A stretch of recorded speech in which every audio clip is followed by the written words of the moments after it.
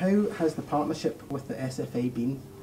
Well, very positive for Dyslexia Scotland. I think football is a sport that lots of young fellas play, and I think the association is a very logical one, and from the SFA it's giving back something to Scotland that clearly is very important, because there's an awful lot of young people out there who play football but have also got dyslexia.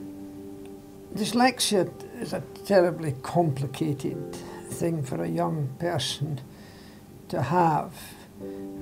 One of the biggest challenges we have is being sure that all of the teachers in Scotland could recognise a young boy or a young girl with dyslexia.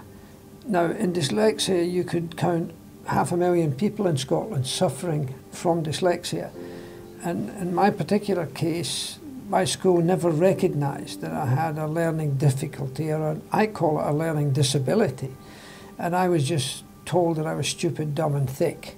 Now that doesn't help a young person at all, and the teachers simply didn't know that there was a thing called dyslexia. So the more we can get the educational authorities to recognise the scale of dyslexia and the damage that it does if it's not assisted and not handled properly, is the most important thing.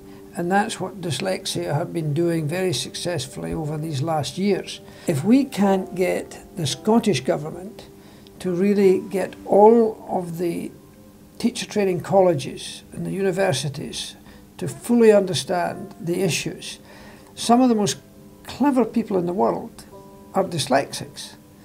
So therefore, they've got to be helped. To this day, I can't read or write correctly.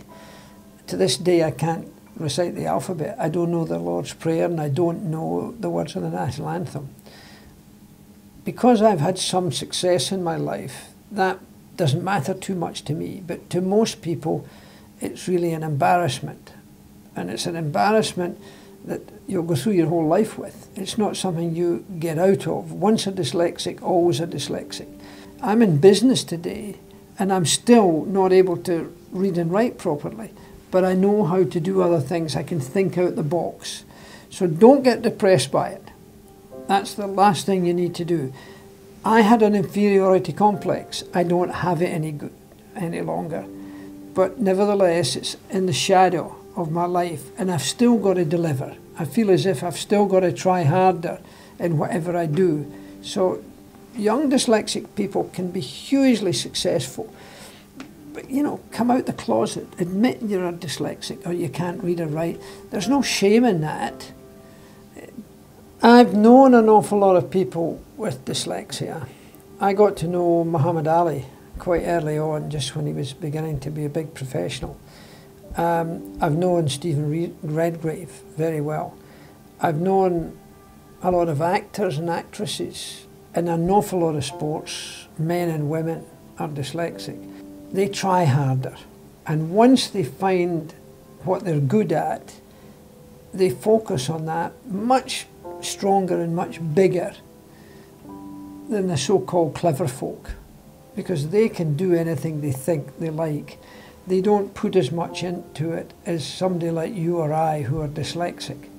So we try harder and we usually win better. I don't think there'll ever be a situation where there's no need for, let's say, call it Dyslexia Scotland in our country, because people will be born with dyslexia and there's no medical cure for prevention of dyslexia. So we're going to have a bigger, stronger Dyslexia Scotland. There's going to have to be more money poured into it, because the people who are dyslexic now are going to go old with dyslexia. They're always going to need some sort of help and assistance. What was your experience growing up with dyslexia? Embarrassment, fear about going to school. When my teacher asked me to go up in front of the whole class and read an essay from a book, and all of them had to do that. When I went up there, it was just a blur. It was just a jungle of words, and I couldn't do it. So I'm standing there not able to do it. And now they're starting to cough and snigger in the class. and the teacher gets upset, and she comes up and announces to the class that Jackie Stewart is dumb, he's stupid, and he's thick. Go back to your seat.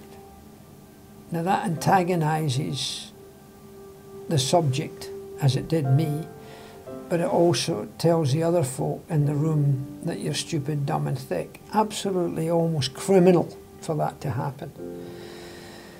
So it wasn't a good upbringing for me at school, and not until I became a mechanic in the garage or serving petrol. I made more money in tips than I did in wages because I was more eager to prove myself.